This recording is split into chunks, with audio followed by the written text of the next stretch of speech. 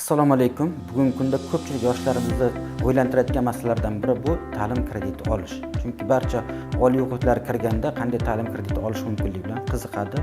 Bu bo'yicha mamlakatimizda yetarlicha imkoniyatlar yaratilgan. Ulardan biri demak oliy ta'lim olish istagini bildirgan yoshlarimiz uchun ta'lim kreditlarini ajratish. Bu ta'lim kreditlari ajratilganda shunaqangi imkoniyat yaratilganki, talabalarimiz shu kreditni olib, o'qishni bitirib bo'lgandan keyin 6 oy o'tgandan keyin undan keyin 7-oydan boshlab 7 yil davomida to'lashlari mumkin. Bu Markaziy bankning qayta moliyash stavkasidan oshmagan miqdorda qilinadi. Albatta bu talabalar uchun juda katta imkoniyat yaratadi. Bundan tashqari xotin-qizlar ta'lim olish uchun juda katta imkoniyatlar yaratilgan. 22-iyulda prezidentimiz qarori bilan xotin-qizlarning ta'lim olish imkoniyatlarini kengaytiradigan qaror qabul qilindi. Ushbu qarorga ko'ra xotin-qizlar uchun ham 14% miqdorida ta'lim kreditlari ajratiladi. Faqat buni o'ziga xos tarafi xotin-qizlarimiz buni demak o'qishni tugatgandan keyin oradan 7 oy o'tgandan keyin 7 yil davomida to'lashlari mumkin bo'ladi. Kreditni shu asosiy qismini to'laydi. Qolgan foizni esa Moliya vazirligi tomonidan tashkil qilingan maxsus jamg'arma tomonidan tashkil qilinadi.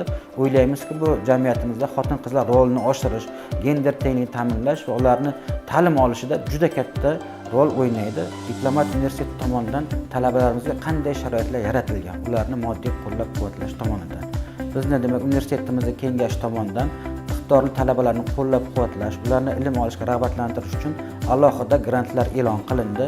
Ya'ni bu grantlarga muvofiq o'quv yili semestr yakunida eng yaxshi yuqori ball olgan talabalarimiz saralab olinadi va ularga demak 1 yillik kontrakt miqdorini 50% miqdorida chegirma beriladi. Bundan tashqari ijtimoiy himoya reyestrida turgan talabalarimizga demak ularni murojaatiga asosan ularning kontraktlarini to'lashda demak imkoniyatlar yaratib beriladi. Bundan tashqari talabalarimizni turli xil tanlovlar o'tkazish orqali rag'batlantirish tizimi ham amalga oshirilgan.